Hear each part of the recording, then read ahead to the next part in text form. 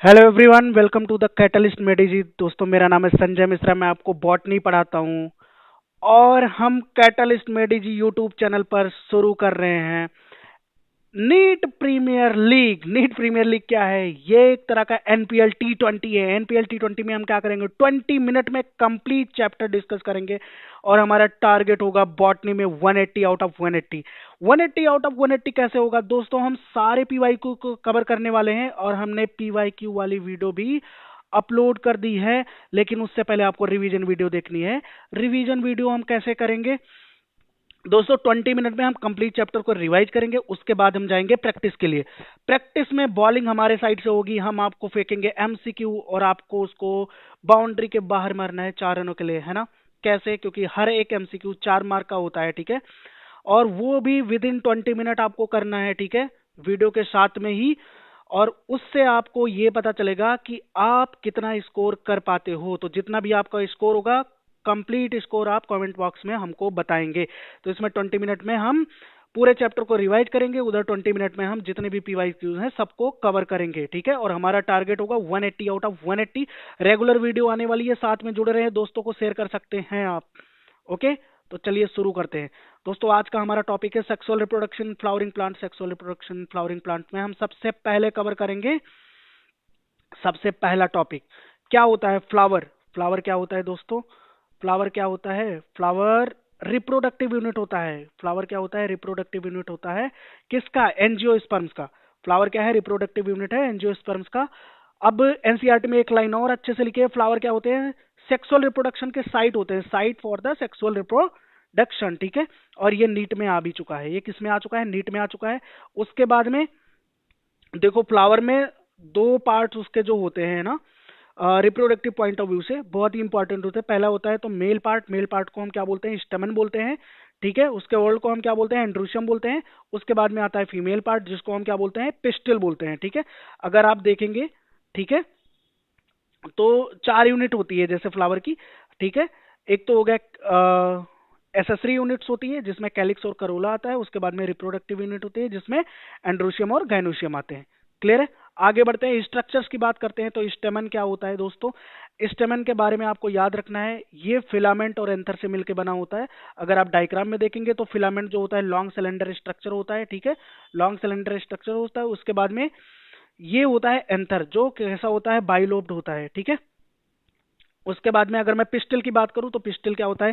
Female reproductive part को हम pistol बोलते हैं। ओके, इसके 3 पार्ट होते हैं। एक तो स्टिग्मा होता है, उसके बाद में स्टाइल होता है और उसके बाद में ओवरी होता है। स्टिग्मा क्या होता है? स्टिग्मा वो पार्ट होता है जिसपे क्या होता है? पोलन ग्रेन आके लैंड करता है, ठीक है? स्टाइल क्या होता है? ये एक हिसाब से आप ऐसा समझ लो, रास्ता प्रोवाइड करती है पोलन ग्रेन को कहाँ तक पहुंचने के लिए? ओविल तक पहुंचने के लिए, ठीक है? जो मेल गैमेट होता है थ्रू पोलन ट्यूब। उसके बाद में क्या होता है? ओवरी जो होती है, इसके अंदर लॉक्यूल होता है, लॉक्यूल के अंदर क्या होता है? ओव्यूल होता है। क्लियर है इतनी बात आपको? आगे बढ़ते हैं दोस्तों, सबसे इंपॉर्टेंट चीज हम डिस्कस करने वाले हैं, pre fertilisation event. Pre fertilisation event क्या होता है? प्री का मतलब होता है पहले, फर्टिलाइजेशन का मतलब फर्टिलाइजेशन, ठीक है? तो फर्टिलाइजेशन से पहले का इवेंट क्या होता है? अब फर्टिलाइजेशन में क्या होता है मैं आपको शॉर्ट फॉर्म में बताता हूं। तो देखो, इसमें क्या होता है? एग और जो मेल गैमेट होता है उनका होता है फ्यूजन। तो हमको एग और मेल गैमेट बनाना पड़ेगा, ठीक है, फ्यूजन कराने के लिए। तो उन्हीं चीजों को हम डिस्कस करने वाले हैं। सबसे पहले आता है microsporogenesis. Microsporogenesis is the process in which वेस्ट क्या स्टडी करते हैं उसके अंदर? Microspores are form within microsporangia. तो माइक्रोस्पोरेंजिया के अंदर माइक्रोस्पोर के फॉर्मेशन की जो प्रोसेस है उसको हम क्या बोलते हैं? उसको हम क्या बोलते हैं दोस्तों? माइक्रोस्पोरोजेनेसिस बोलते हैं। क्लियर है? आगे बढ़ते हैं।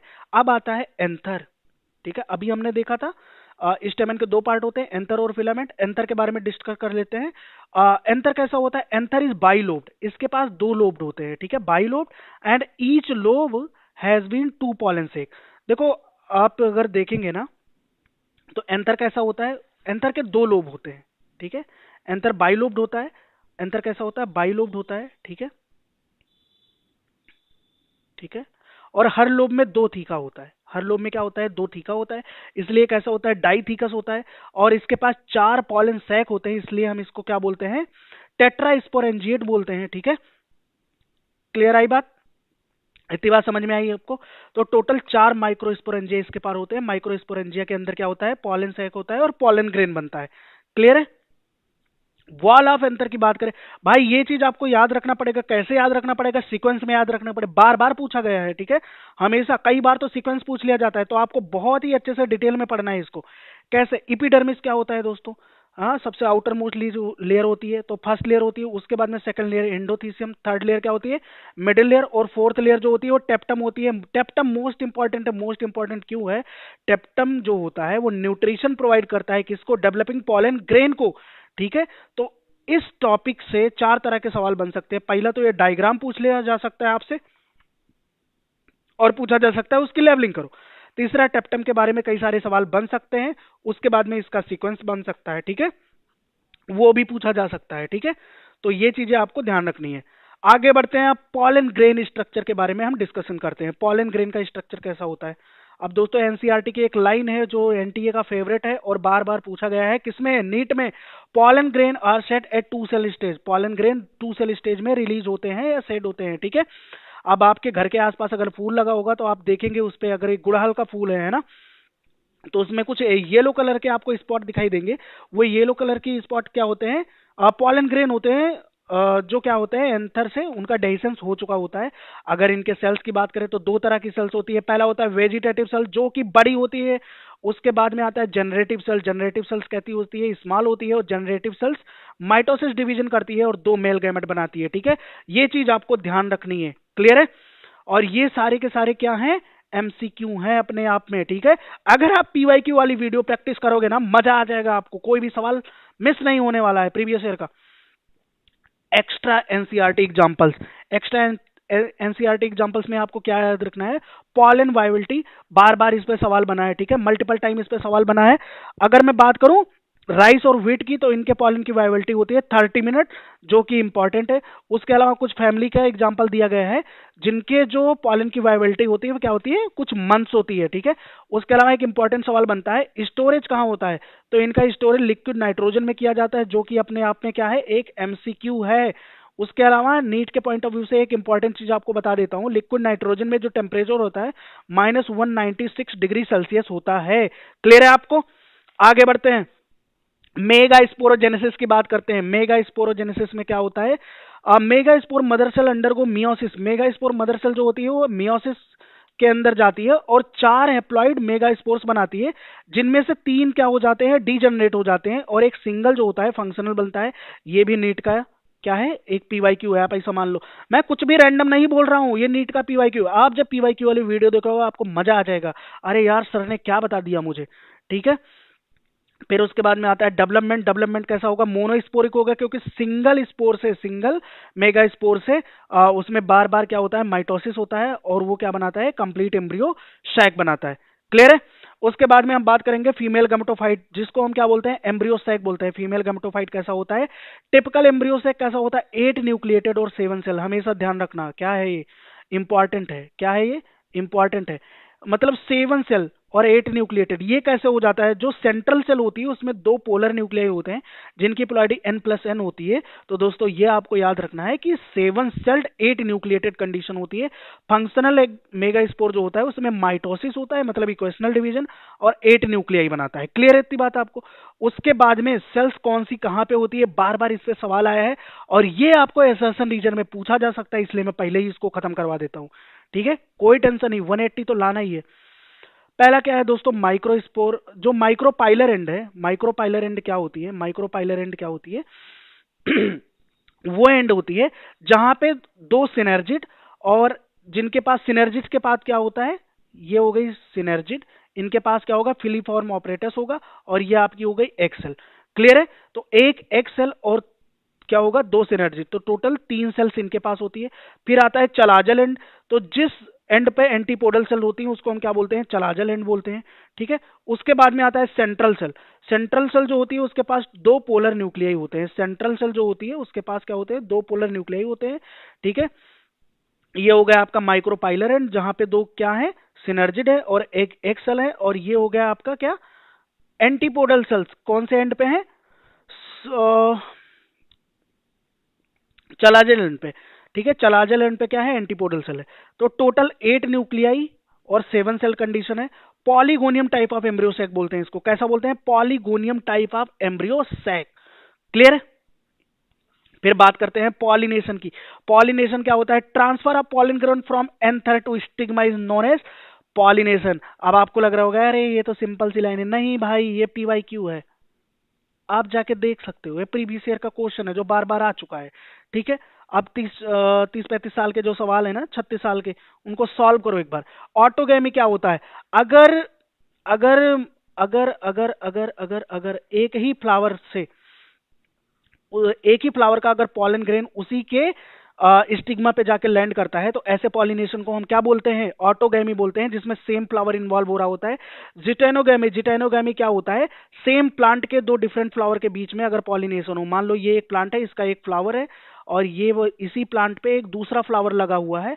अब मान लो ये मेल पार्ट है, इसका इसका पॉलन ग्रेन जाके इसके स्टिग्मा पे लैंड करता है, तो सेम प्लांट के तो डिफरेंट फ्लावर इन्वॉल्व हो रहे हैं, तो ऐसे प्रोसेस को हम क्या बोलेंगे, जिटेनोगैमी बोलेंगे। लेकिन ये सेल्फ पॉलिनेशन बोला जाता है, क्यों, क्योंकि जो डीएनए इस फ्लावर के पास है, सेम डीएनए इस फ्लावर के पास होगा, तो जो इसके पॉलन ग्रेन में डीएनए होगा, सेम डीएनए किसमें, इसके एग में होगा। ठीक है, तो ये एक तरह का क्या होगा, सेल्फ पॉलिनेशन हो गया।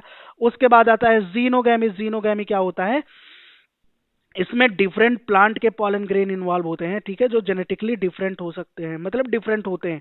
क्लियर है इतनी बात। तो इसमें क्या हो गया, इसका डीएनए और इसका डीएनए, दोनों का डीएनए अलग है। अगर इसका पॉलन ग्रेन जाता है, इसकी स्टिग्मा पे लैंड करता है और इस फ्लावर को पॉलिनेट करता है, तो ऐसे फ्लावर को हम क्या बोलेंगे, जीनोगैमी बोलेंगे। ठीक है, और ये नीट का फेवरेट है। नीट का फेवरेट कैसे, क्योंकि एनटीए का फेवरेट, एनटीए को बहुत मजा आता है घुमाने फिराने में आपको। क्लियर है इतनी बात आपको। अब बात करेंगे एजेंट के बारे में। एजेंट कैसे, एजेंट वो स्पाई एजेंट नहीं, धुरंधर 2 वाला, ऐसे एजेंट जो पॉलिनेशन कराते हैं भाई। तो कौन कौन है, जैसे अगर इसमें अगर आप देखेंगे तो एबायोटिक पॉलिनेटर्स हैं। एबायोटिक पॉलिनेटर्स में अगर विंड के थ्रू पॉलिनेशन हो रहा है तो उसको हम क्या बोलते हैं, एनिमोफिली बोलते हैं। अगर वाटर के थ्रू पॉलिनेशन हो रहा है तो उसको हाइड्रोफिली बोलते हैं। अगर बायोटिक पॉलिनेटर्स हैं, अगर बायोटिक पॉलिनेटर्स हैं, ठीक है, तो उसमें अगर इंसेक्ट के थ्रू हो रहा है तो उसको हम एंटेमोफिली बोलेंगे। अगर बर्ड्स के थ्रू हो रहा है तो ऑर्निथोफिली बोलेंगे। अगर बैट के थ्रू हो रहा है तो उसको हम क्या बोलेंगे, उसको हम बोलेंगे कायरेप्टो कायरेप्टेरोफिली। ठीक है, कायरेप्टेरोफिली बोलेंगे। उसके बाद में हम देखते हैं एक बेस्ट एग्जांपल जो नीट में बार बार आया है, वो कौन सा है, नीट में बार बार आया है, जो हाइड्रोफिली होता है ना, उसमें जो वैलिसिनेरिया प्लांट है, उसका जो पॉलिनेशन होता है सरफेस होता है। मान लो ये वाटर है, सरफेस, तो वो पॉलिन उसका जो पॉलिनेशन होगा कहाँ पे होगा, वाटर के सरफेस होगा। जबकि जोस्टेरा जो है वो सबमर्ज्ड होता है, वो पानी के अंदर पाया जाता है, तो उसमें पॉलिन ग्रेन को अंदर आके तैर के फ्यूज करना पड़ता है। ठीक है, मतलब पॉलिनेट करना पड़ता है। ठीक है, मोस्ट इंपॉर्टेंट जो होता है वो बायोटिक होता है। मोस्ट इंपॉर्टेंट ये नीट में आ चुका है। ठीक है, अगर आप कहीं से टेस्ट वगैरह दे रहे होंगे तो आपको पक्का पता है। ठीक है, और उसके अलावा मोस्ट इंपॉर्टेंट क्या होता है, बी के थ्रू जो पॉलिनेशन होता है वो सबसे ज्यादा होता है। ठीक है, अब दो चीजें आपको याद रखनी है, सर रीजन में बार बार पूछा जाता है, दोनों चीज क्या है, क्लिस्टोगैमस फ्लावर, ऐसे फ्लावर जो कभी नहीं खुलते। क्लिस्टोगैमस के बारे में क्या है, जो कभी नहीं खुलते, जो कभी नहीं खुलते। तो इनमें क्या होगा, सेल्फ पॉलिनेशन ही होगा। ठीक है, क्योंकि बाहर से कोई पॉलन ग्रेन आ ही नहीं सकता, जो कभी नहीं खुलेगा। जो एक आप समझ लो एक कमरे में बंद हो तो बाहर से कोई इंसान आके मिल ही नहीं सकता आपको। ठीक है, फिर आता है डाइकोगैमी। डाइकोगैमी क्या होता है, ये प्रिवेंट करता है सेल्फ पॉलिनेशन। क्यों, क्योंकि इसमें जो फ्लावर होते हैं चास्मोगैमस होते हैं। चास्मोगैमस का मतलब क्या होता है, वो ओपन टाइप ऑफ फ्लावर होते हैं, तो इसमें क्रॉस पॉलिनेशन जीनोगैमी क्या होता है, पॉसिबल होता है। क्लियर। उसके बाद में पॉलन पिस्टल इंटरेक्शन की बात करते हैं। इसमें क्या होता है, जो पॉलन ग्रेन होता है, सबसे पहले उसने पॉलिनेशन तो कर लिया भाई, पॉलिनेशन कर लिया तो उसका जर्मिनेशन होना है किस पे, स्टिग्मा पे। और जो पॉलन ट्यूब है, ठीक है, वो स्टाइल के थ्रू नीचे पहुंचती है। ठीक है, form pollen tube, tube इंटर्स via micropyle, micropyle के थ्रू दोस्तों वो कहां पे जाएगी, उसको सिनर्जिट गाइड करेगा। सिनर्जिट के अंदर क्या होता है, फिलीफॉर्म ऑपरेटर्स होते हैं। ये सब क्या है, इंपॉर्टेंट चीजें हैं, आपको याद रखना है। क्लियर। डबल फर्टिलाइजेशन क्या होता है दोस्तों, मैंने जो PYQ कराया है ना, उसमें आपको ध्यान से देखना पड़ेगा कि डबल फर्टिलाइजेशन पे बहुत सारे सवाल बने हैं। ठीक है, यूनिक फीचर है, किसका फीचर है, एंजियोस्पर्म का फीचर है, अपने आप में इंपॉर्टेंट है, यही लाइन इंपॉर्टेंट है। ठीक है, दो इवेंट होते हैं, पहला होता है सिंगेमी। सिंगेमी क्या होता है, एक के साल जो पहला मेल गैमेट होता है वो फ्यूज करता है, वो जाइगोट बनाता है। उसके बाद में आता है ट्रिपल फ्यूजन। ट्रिपल फ्यूजन में क्या होता है, जो सेंट्रल सेल होती है उसके पास दो पोलर न्यूक्लियाई होते हैं और एक मेल गैमेट आके उससे फ्यूज करता है, टोटल कंडीशन 3n हो जाती है, ठीक है। और इस पूरी प्रोसेस को हम क्या बोलते हैं, डबल फर्टिलाइजेशन बोलते हैं। पोस्ट फर्टिलाइजेशन इवेंट क्या होता है, पोस्ट फर्टिलाइजेशन इवेंट में कुछ चेंजेस आपको देखने को मिलते हैं जो फर्टिलाइजेशन के बाद होते हैं। जैसे जैसे क्या होता है चेंजेस, ओव्यूल जो होता है सीड में कन्वर्ट हो जाता है, ओवरी जो होती है फ्रूट में कन्वर्ट हो जाती है। उसके बाद में आपको याद रखने की जरूरत है, याद रखने की जरूरत क्यों है, क्योंकि एनटीए का ये फेवरेट है। ट्रिप्लॉइड एंड न्यूट्रिटिव टिश्यू होते हैं जो क्या होते हैं, एंडोस्पर्म होते हैं, और यह क्या करते हैं, जो एम्ब्रियो होता है ना उसको न्यूट्रिशन प्रोवाइड करते हैं। क्लियर है इतनी बात। और जो एम्ब्रियो होता है वो किससे बना होता है, जाइगोट से। तो जो जाइगोट होता है वो डेवलप होता है एम्ब्रियो में। आपको ये बात याद रखनी है दोस्तों। उसके बाद में हम बात करेंगे एपोमिक्सिस एंड पॉलीएम्ब्रियोनी की। एपोमिक्सिस क्या होता है, एपोमिक्सिस अगर सीड का फॉर्मेशन बिना फर्टिलाइजेशन के हो रहा है, ये नीट 2019 में आ चुका है, ठीक है। तो अगर सीड का फॉर्मेशन विदाउट फर्टिलाइजेशन हो रहा है तो हम उसको क्या बोलेंगे, तो हम उस प्रोसेस को बोलेंगे एपोमिक्सिस। कहाँ कहाँ हमको देखने को मिलता है, तो सिट्रस में देखने को मिलता है जिसको हम नींबू बोलते हैं, और मैंगो, ठीक है, आम, ठीक है। तो इन दोनों में ये देखने को मिलता है। जो इसके बेस्ट एग्जांपल है, नीट का फेवरेट है, एनटीए का फेवरेट है, ठीक है।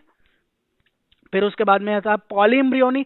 मोर than one embryo in a seed is known as polyembryony. Okay, तो ये चैप्टर यहीं पे होता है खलास। अगले चैप्टर में हम डिस्कस करेंगे जेनेटिक्स को डिटेल में अच्छे से 20 मिनट के अंदर। तो हमारे साथ बने रहने के लिए आपका बहुत बहुत धन्यवाद। पीवाईक्यू वाली सीरीज जरूर देखिएगा, मैं उसका जो लिंक है कमेंट में बॉक्स में तो पिन ही कर दूंगा, उसके अलावा डिस्क्रिप्शन में दे दूंगा। तो पीवाईक्यू वाली सीरीज आपको 180 आउट ऑफ 180 अचीव करने के लिए बहुत जरूरी है। हमारे साथ जुड़े रहने के लिए आपका बहुत बहुत धन्यवाद। प्लीज अपने दोस्तों के साथ शेयर कीजिए और नेक्स्ट वीडियो का वेट कीजिए।